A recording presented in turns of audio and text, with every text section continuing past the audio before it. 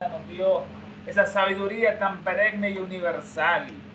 Y en los últimos subtemas estuvimos analizando esos árboles mundanales, en este caso el Sampung o el árbol mundanal de los tibetanos.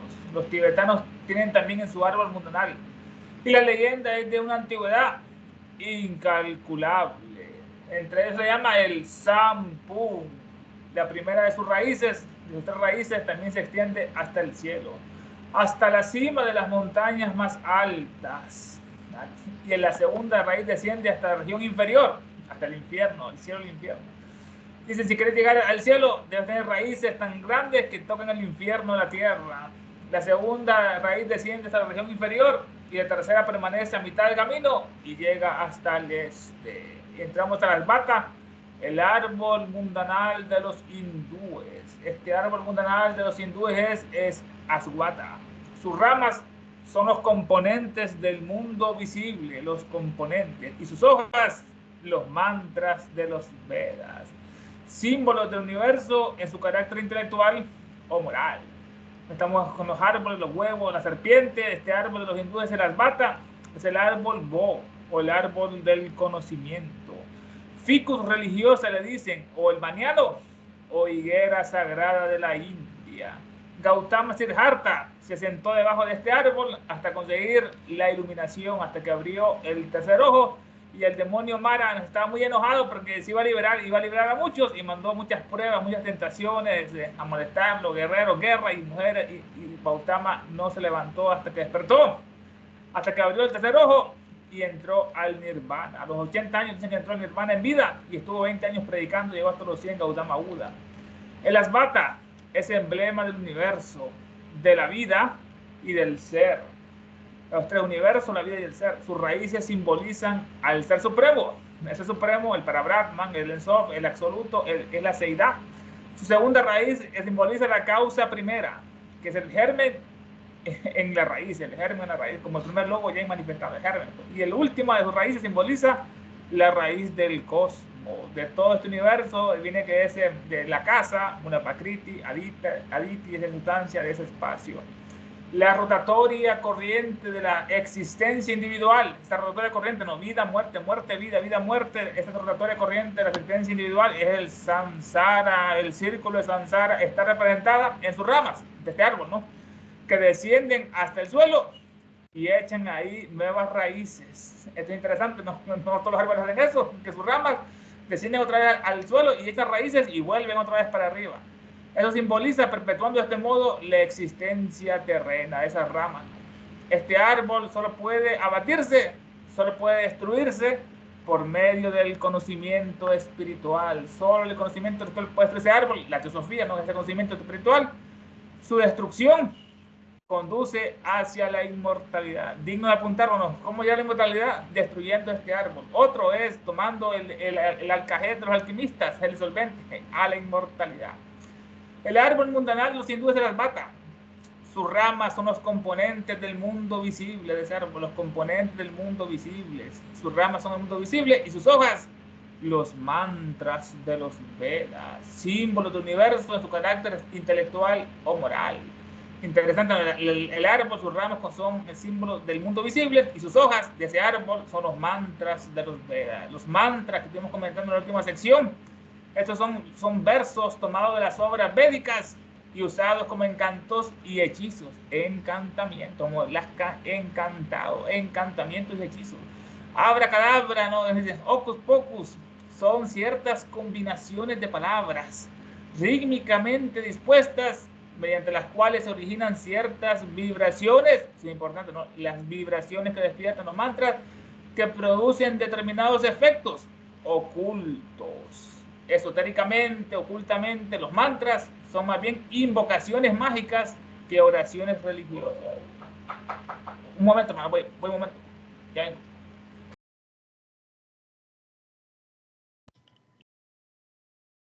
Y precisamente estábamos hablando, ¿verdad?, hace un rato sobre el sonido de la palabra mantra, Selom, que nos presentó Tania.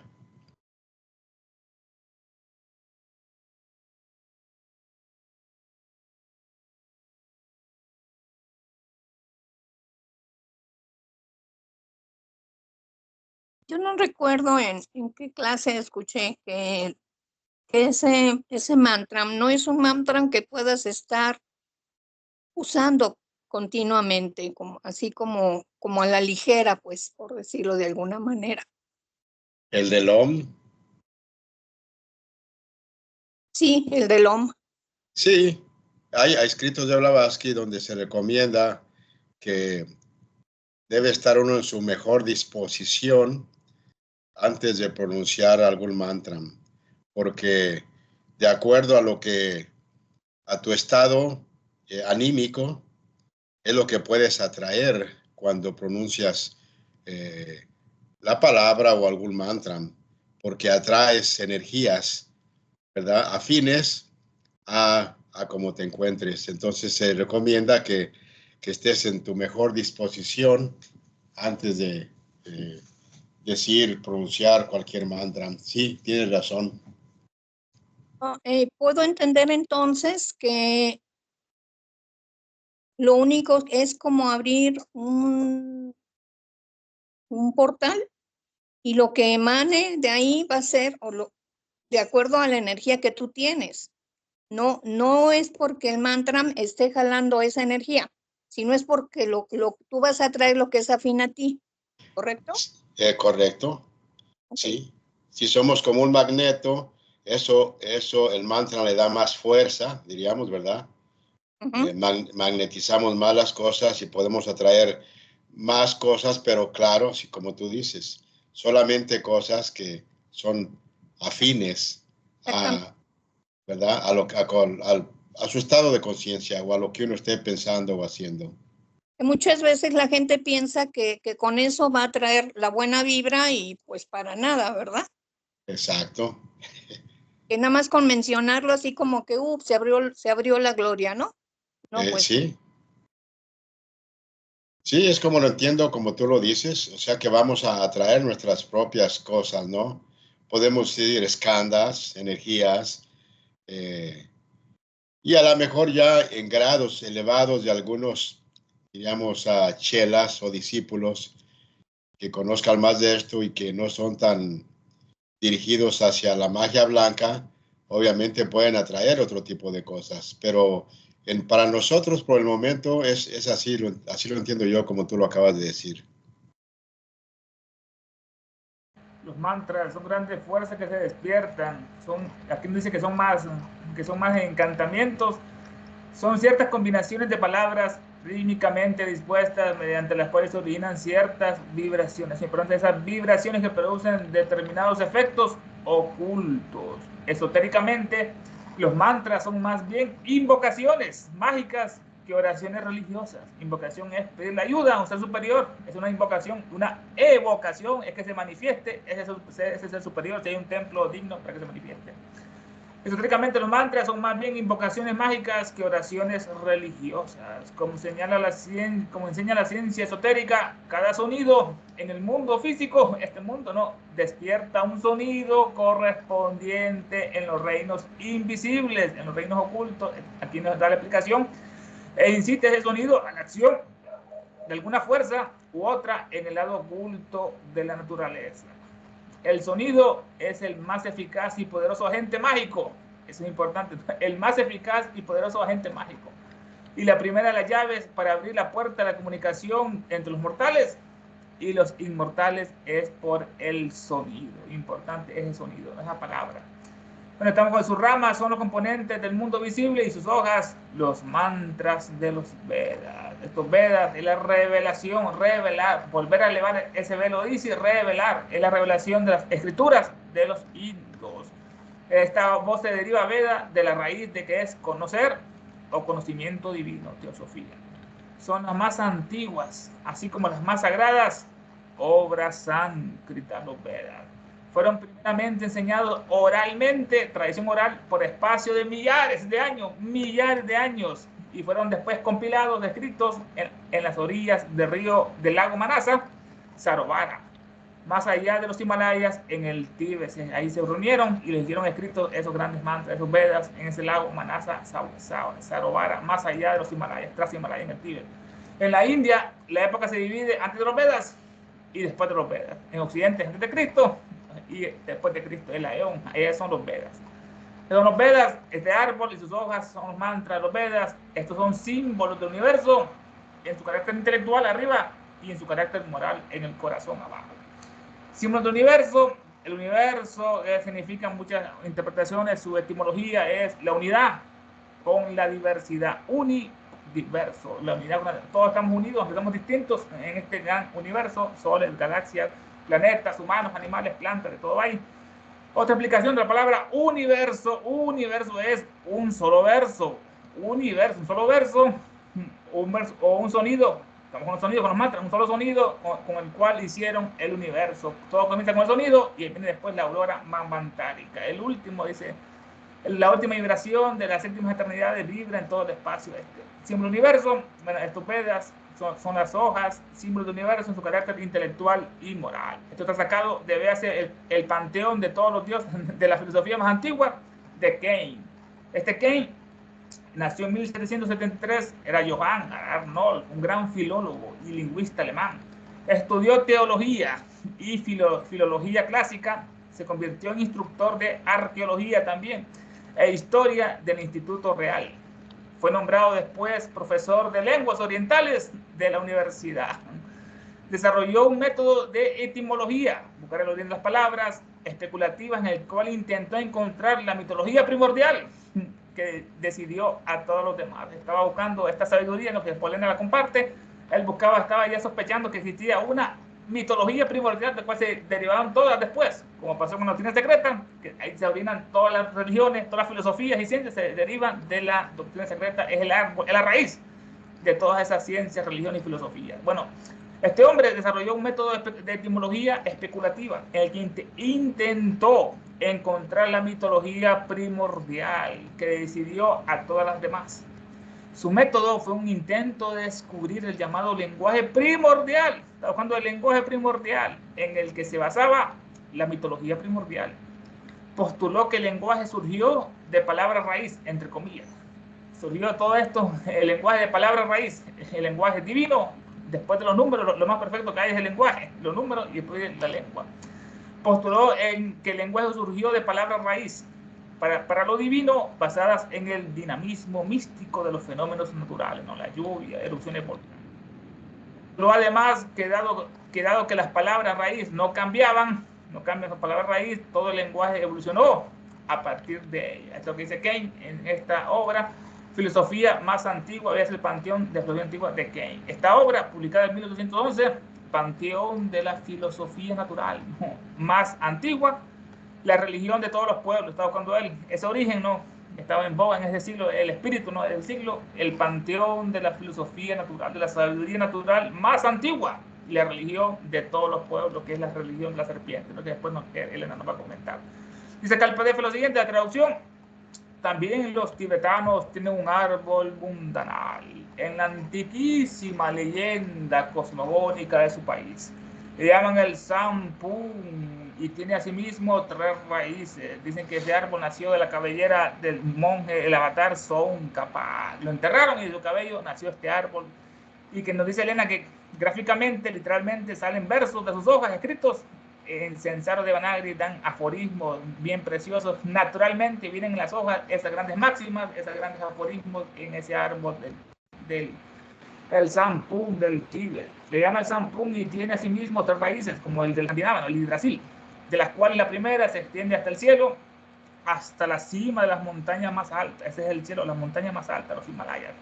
La segunda llega hasta regiones inferiores, y la tercera llega hasta Oriente. Los indos llaman Asvata al árbol mundanal. Sus ramas son los componentes del mundo visible y sus hojas los himnos védicos, que tanto bajo el aspecto intelectual como el moral simbolizan el universo. Y entramos al nuevo subtema. Estamos acá.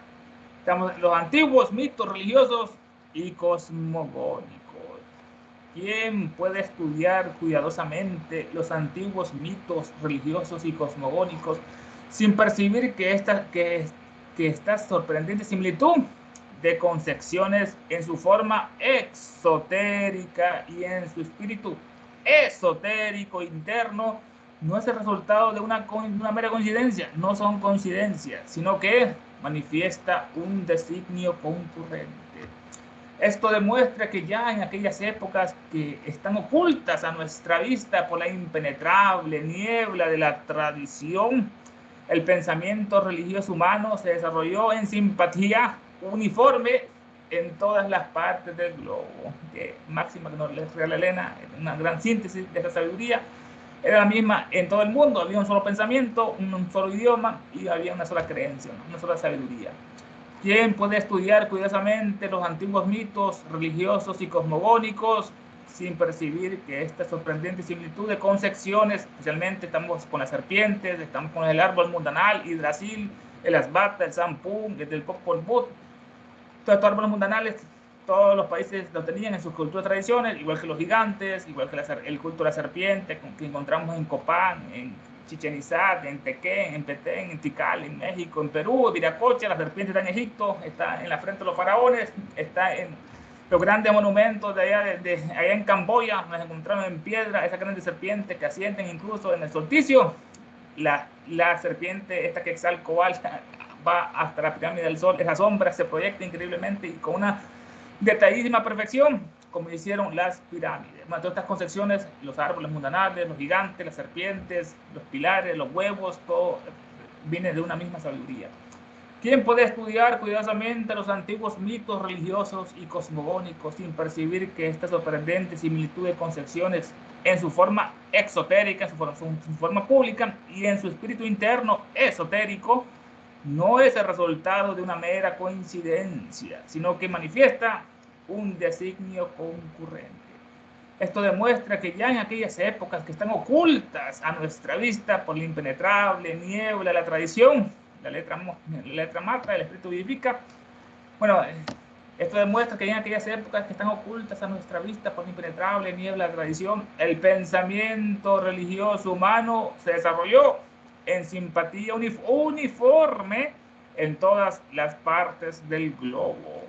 Había un solo idioma, el Censar de Banagri, un solo pensamiento religioso, la religión de la serpiente, sabiduría, la serpiente. Dice acá el párrafo lo siguiente: quien cuidadosamente estudie los mitos cosmogónicos de las religiones antiguas advertirá sin duda la sorprendente similitud de concepto esotérico y de forma exotérica, hasta el punto que no puede resultar de meras coincidencias, sino de un plan único en demostración de que en aquellos primitivos tiempos, velados por la densa niebla de las tradiciones, el pensamiento religioso de la humanidad se desenvolvía acordemente en todas las comarcas del globo. Esa tradición, hermanos, puntos de vista, comentarios, ¿qué les parece esto de los árboles mundanales? Esta analogía que nos hace Elena de los antiguos mitos religiosos o del Censar. Están abiertos los micrófonos.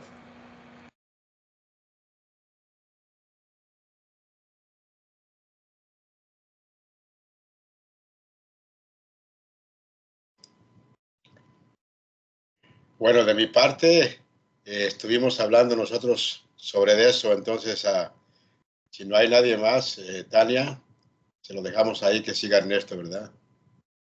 Sí, definitivamente, me parece muy bien. Ok, entramos al subtema, el panteísmo, que venera y nos revela a Dios en el espacio o en la naturaleza. El panteísmo va a ser el leitmotiv de este estudio. Los cristianos llamaban a esta adoración de la naturaleza en sus verdades más ocultas panteísmo. Pero si este último, que venera y nos revela a Dios en el espacio bajo su única forma objetiva posible, que es la de la naturaleza visible que percibimos, esto recuerda perpetuamente a la humanidad, a aquel que la creó. En el panteísmo nos recuerda al espíritu de la naturaleza. Recuerda perpetuamente a la humanidad, a aquel que la creó. Y una religión de dogmatismo teológico, como el catolicismo o los musulmanes, solo sirve para ocultarlo a esa divinidad, ¿no? Aún más de nuestra vista, solo adorar ídolos, fetiches o grandes demonios, ¿no? Que no son los curas, esos sacerdotes, esos papas. Y una religión de dogmatismo teológico solo sirve para ocultarlo aún más de nuestra vista, cuál se adapta mejor a las necesidades de la humanidad. Claro que el panteísmo, lógicamente, no, pero el mundo está gobernado por inversamente por el mal, van por el dogma, por el rito. Bueno, los cristianos llaman a esta adoración de la naturaleza, del árbol mundanal, toda esta serpiente, en sus verdades más ocultas, dicen que es panteísmo. Tú eres un panteísta. Esto viene de la palabra pan, que quiere decir todos, y como la Organización Panamericana de la Salud, pan es para todos, pan. Y teos, que es divinidad, panteísmo, que la divinidad está en todas partes. También Pan era un dios antiguo, los griegos, que era un fauno, amigo de Hércules, y que andaba ahí con una flauta y mitad con una pezuña para abajo, era un animal, y el fauno, un Pan, el dios Pan. Bueno, el panteísmo es la divinidad que en todas partes, es un sistema filosófico que identifica a Dios o a la divinidad con la naturaleza que nos rodea, está en todas partes, como dicen ellos, no es omnipresente, está ahí entonces, usted también es un panteísta. Y viceversa, o sea, el sistema filosófico que identifica a Dios en naturaleza y la naturaleza en Dios.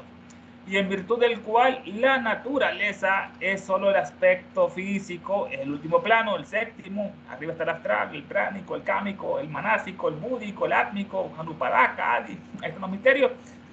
Y en virtud del cual la naturaleza es solo el aspecto físico de esa divinidad, de esa voluntad. Es la manifestación visible, la naturaleza, o el cuerpo, digámoslo así, de la divinidad suprema, la naturaleza, el cuerpo visible, ¿no? O mejor dicho, del alma del mundo, o sea, el absoluto no puede estar manifestado. Mejor dicho, el alma del mundo, esa manifestación de la naturaleza de la Laya, que le decían el Mahar, la mente universal, el Dios de los cristianos, este panteísmo, la naturaleza, la manifestación visible, o el cuerpo, digámoslo así, de la divinidad suprema, o mejor dicho, del alma del mundo, del tercer globo. Un principio infinito y omnipresente que todo lo anima. Está en todas partes, omnipresente y que todo lo anima. Desde el átomo más diminuto hasta el Dios más encumbrado. Principio infinito y omnipresente que todo lo anima. Según las enseñanzas del Bhagavad Gita, el canto del Señor, con sublime enseñanza del Bhagavad Gita, la divinidad suprema de ellos, Brahma, lo absoluto, es a la vez espíritu y materia. Así nos da la explicación en el Rosario sobre el sol. Como el sol ahí en el Rosario dice que es espíritu y materia, igual que Brahma, espíritu y materia, todo. Naturaleza inferior, la materia es origen o la matriz o el útero de todos los seres. Naturaleza inferior es la divinidad, ¿no? Es la materia, es el origen o matriz de todos los seres, ¿no? Planta, animal. Mientras que su naturaleza superior, la espiritual es el vital elemento que lo forma y lo sostiene, ¿no? El soplo de vida, dicen el hálito. El aliento ocupaba un cuerpo, el aliento ocupaba un cuerpo de deseo, el aliento ocupaba que dice una esloca de secreta. Mientras que su naturaleza, la inferior es la materia y constituye el origen de todos los seres, y la superior, la importante, es la espiritual, es el vital elemento que los anima y sostiene, como el sol lo hacemos nosotros, que nos da oxígeno, nos da luz. Brahma es, por lo tanto, para ellos, según el Bhagavad Gita, Brahma es, por lo tanto, el gran todo. La causa eficiente y material y espiritual, ¿no? De todas las criaturas y de todas las formas de materia, de todo. O sea, según se expresa en una gráfica de comparación, es Brahma el alfarero y a la vez es el barro de que se forma la vasija, ¿no? Es la materia y es el artista que hace esa vasija, el alfarero y el barro. El barro que forma la vasija, que es de casa o de aditi. Es el panteísmo. Los cristianos llaman a esta adoración de la naturaleza en sus verdades más ocultas panteísmo, sí. Pero si este último, que venera y nos revela a Dios en el espacio, venera y revela a Dios en el espacio bajo su única forma objetiva posible, que es la naturaleza visible, el panteísmo. La adoración que hacían los druidas en los bosques, que venera y nos revela, levantar el velo nuevamente para apreciar a la estatua de la gran diosa Isis, como estaban en su templo saítico en Egipto, decía en sus frontispicios: soy todo lo que fue, es y será, y ningún mortal ha levantado mi velo. Son los registros acásicos. Pero Elena nos da un levantamiento en puntillas, el resto es individual. Bueno, es este panteísmo que venera y nos revela a Dios o la divinidad en el espacio, en el universo, naturaleza, bajo su única forma objetiva posible, que es la de la naturaleza visible. Es la divinidad manifestada objetiva, la naturaleza, otro concepto, divinidad manifestada objetiva. Esto recuerda perpetuamente, ¿no?, el panteísmo a la humanidad, a aquel que la creó la naturaleza. Pero un espíritu en todo, eso nos va a acercar más a lo divino. Recuerda perpetuamente a la humanidad, a aquel que la creó. La naturaleza es la única manifestación objetiva de la divinidad. La naturaleza le revela al hombre y le recuerda su sabiduría. De las recónditas verdades de la naturaleza. ¿Por qué los animales se comen unos a los otros? Qué horrible es eso. Como los reptiles, los peces se comen eso. Nos dicen otra parte que el espíritu planetario de la Tierra no es muy avanzado, no todo lo contrario, ¿no? Ponemos todas estas grandes injusticias que hay en todos los reinos animales, ¿no? La ley es más fuerte, qué horrible, eso no hay sabiduría y no hay fuerza. Bueno, la naturaleza le revela al hombre y le recuerda su sabiduría, de las recónditas verdades de la naturaleza. Esto recuerda perfectamente a la humanidad, a aquel que la creó. Y en cambio, en otro punto, y una religión como el catolicismo, dogmática, que había que pagar dinero para ir al cielo, ¿no? Ahí vino la indulgencia de Lutero, la reforma, y hay que orar para perdonar pecados. Canta 20 Ave María, Padre Nuestro, decía el Padre, o darle dinero al cura, ¿no? Y una religión de dogmatismo teológico. Pero estas reuniones dogmáticas, no solo el catolicismo, vienen de su raíz, el judaísmo es así, en este caso, el catolicismo, el islamismo y los protestantes, hay que pagar dinero para robar al cielo, para borrar los pecados y entrar al cielo, como decían ellos. Indulgencias que provocaron la sana reacción de Martín Lutero. Está prohibido decir ese nombre en los católicos. Martín Lutero, se asusta. Que liberó países de las huestes infernales del Vaticano. Martín Lutero. Y hoy en día esos países liberados del Vaticano como Alemania, Suiza, Dinamarca, Inglaterra, Noruega, Suecia, Escandinavia, son los países más felices, más ricos y más honestos y transparentes. Y los otros católicos más corruptos, más pobres, más miserables. Mientras que los países católicos como España, Portugal, América Latina, desde México, hasta Río Bravo hasta la Patagonia, Tierra de Fuego, Chile, son países tercermundistas, pobres, miserables, tristes, corruptos, con mucha gente pobre, no tiene educación, tienen muchos hijos, es lo que los curas quieren, que tengan muchos hijos para después violarlos. Si la gente fuera inteligente, además iría católica, ¿no? En el caso. Estamos en la parte de una religión de dogmatismo teológico, solo sirve para ocultarlo más a la divinidad, ocultarlo aún más de nuestra vista. ¿Cuál se adapta mejor a las necesidades de la humanidad? El panteísmo, por supuesto, ¿no? La sabiduría divina, la teosofía, la satanosofía, Lucifer, en este caso, vía satánica. Bueno, dice acá el PDF lo siguiente, en la traducción, la humanidad se sonríen, bueno, los cristianos llaman panteísmo a la veneración que inspiran las recónditas verdades de la naturaleza. Pero entre el panteísmo adorador de Dios en la naturaleza, que como única manifestación objetiva de la divinidad, esa naturaleza, ¿no? La manifestación, la revela y recuerda sin cesar al hombre, aquí la traducción no está muy buena, y una religión dogmática que encubre y vela el verdadero concepto de Dios. No es difícil discernir cuál de los dos satisface más cumplidamente las necesidades del género humano. Hermanos, comentarios, puntos de vista, ¿qué le parece a esta parte del panteísmo? A los micrófonos abiertos.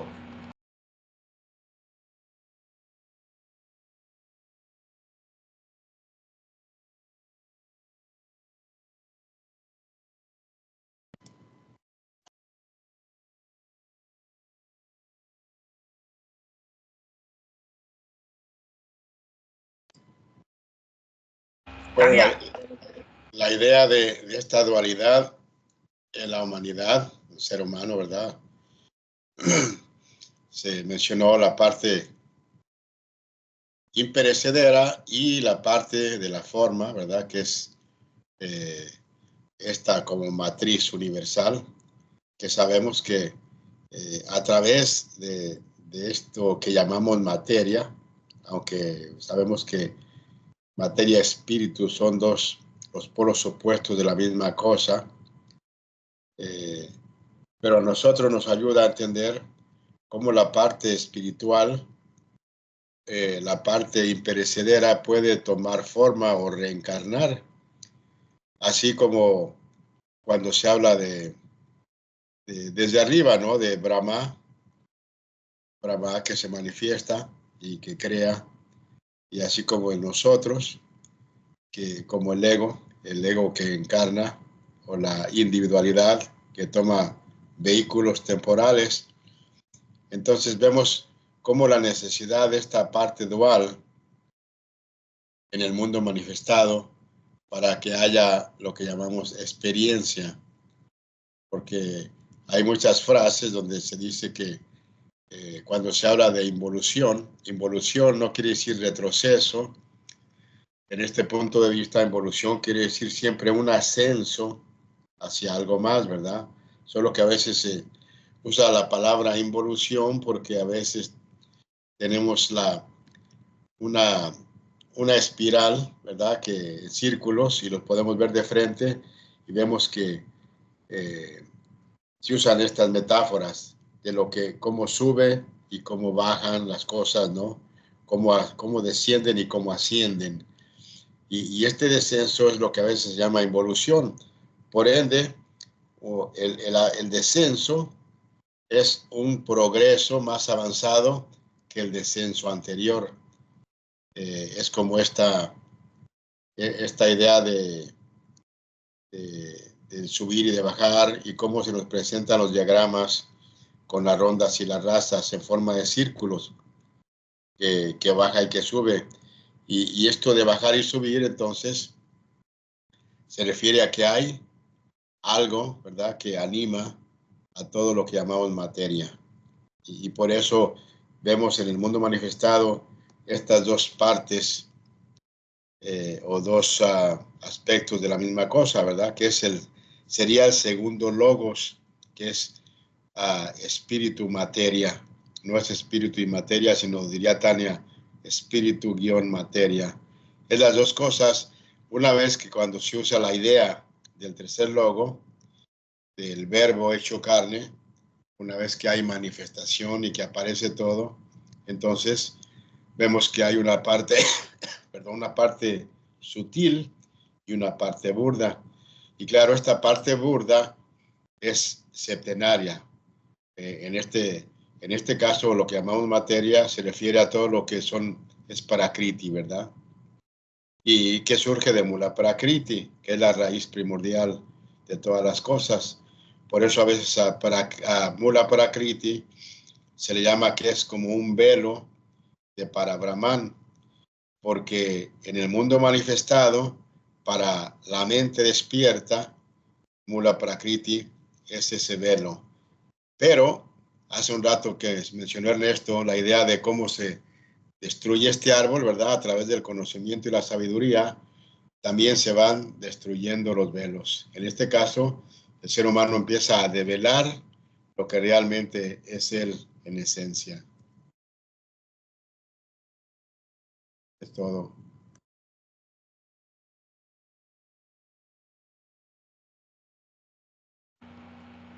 Aquí hablamos mucho de la evolución, que siempre va para adelante, de las cadenas planetarias, que las mónadas, algunas que están todavía de las mónadas lunares, nos hablan en otra parte los maestros, las mónadas lunares que no se graduaron en la luna y volvieron a la Tierra un poquito atrasadas, pero tienen con más experiencia esas mónadas lunares.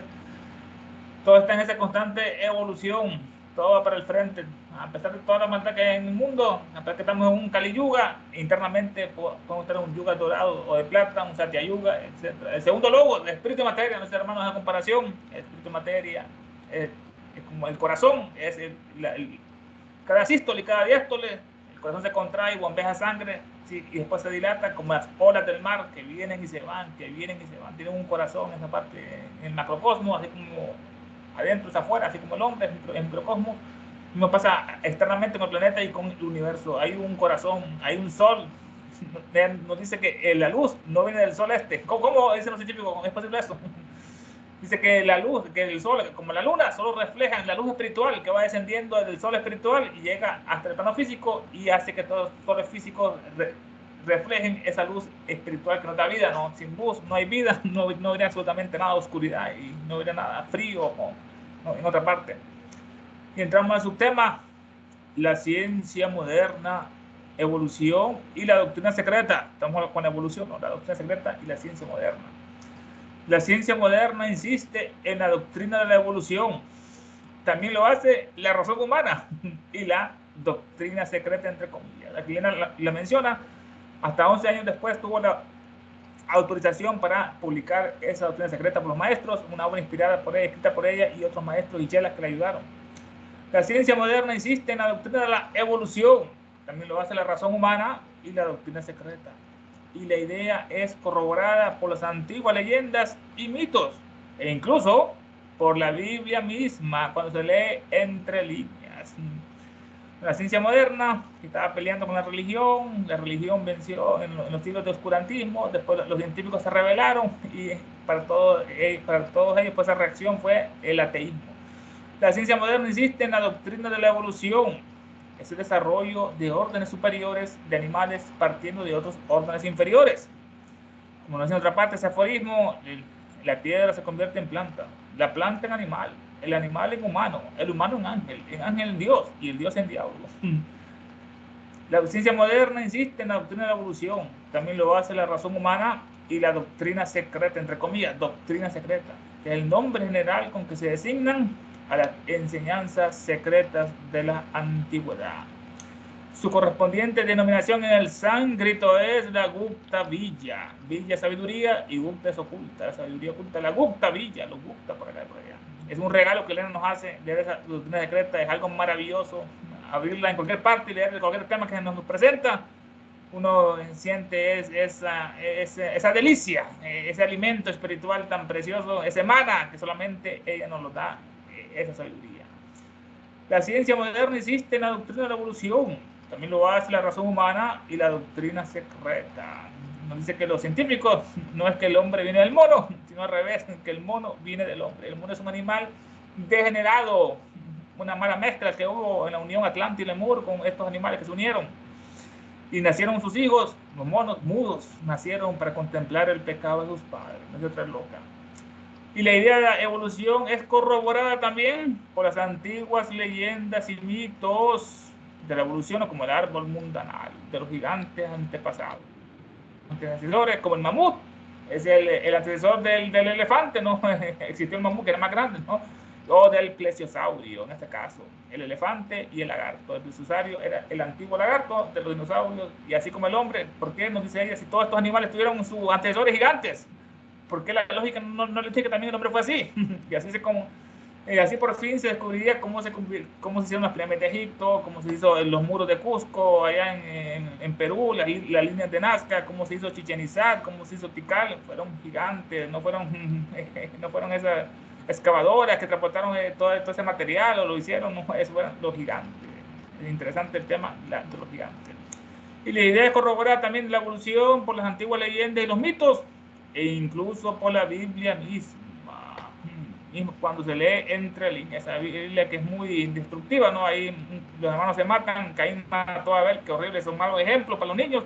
Ese libro debe ser prohibido, que no lo leen ni los adultos, pues, porque son malos ejemplos, que luego se acuesta con sus hijas, que el otro mató 1000 personas en nombre de Jehová, que David mató a 10,000, a Goliat, solo estupideces, hablan ahí de muerte, genocidio. Y por eso vemos hoy en día la gran destrucción que hay entre esos pueblos, hermanos, porque están condenados, son ovejas que van al verdadero, que adoran demonios como el Jehová o el Alá, ¿no? Por tanta destrucción que hay en este mundo, en esta zona. E incluso es corroborar la evolución en la Biblia misma cuando se lee entre líneas. Dice acá el PDF lo siguiente: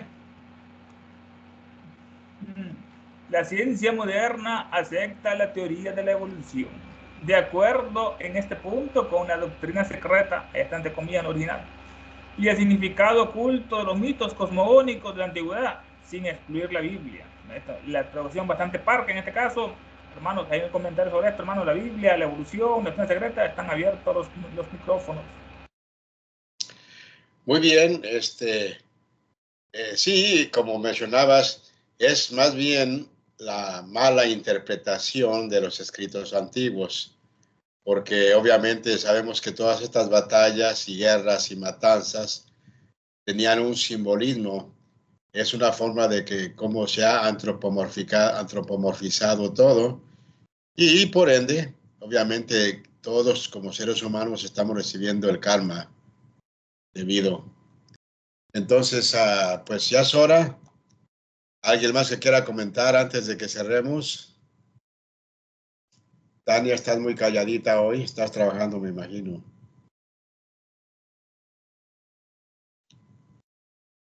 Entonces, cerremos, Ernesto. Tremendo estudio, hermanos, de esta sabiduría que Elena nos regaló para estudiarla en conjunto, donde podemos aprender más con distintos puntos de vista, porque a veces uno solo no tiene esa expansión, esas opiniones que los hermanos en los comentarios. Un estudio maravilloso de esta obra inmortal, Isis sin velo. Estamos en el tomo 1, capítulo 5, la página 169.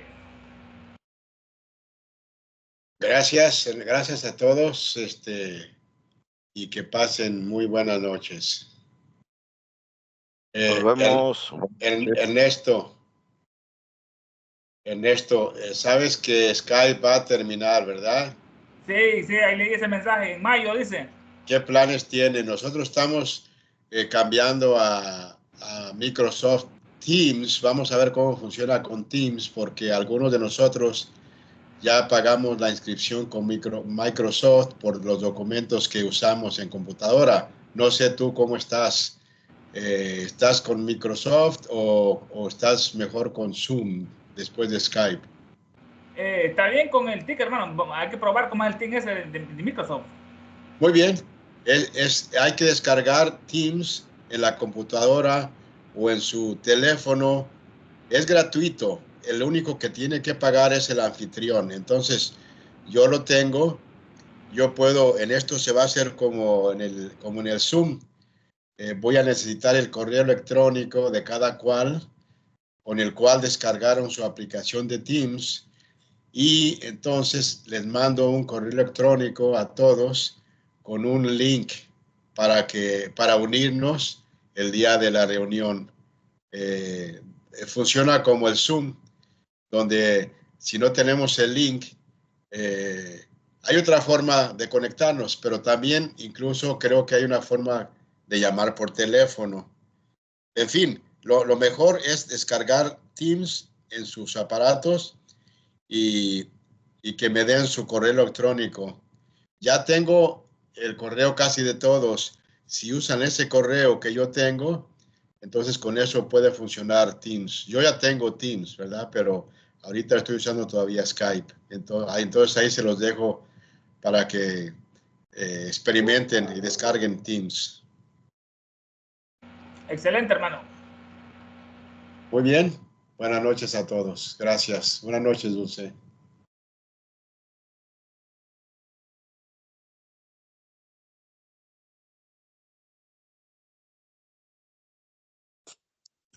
Buenas noches, que estén bien, bye.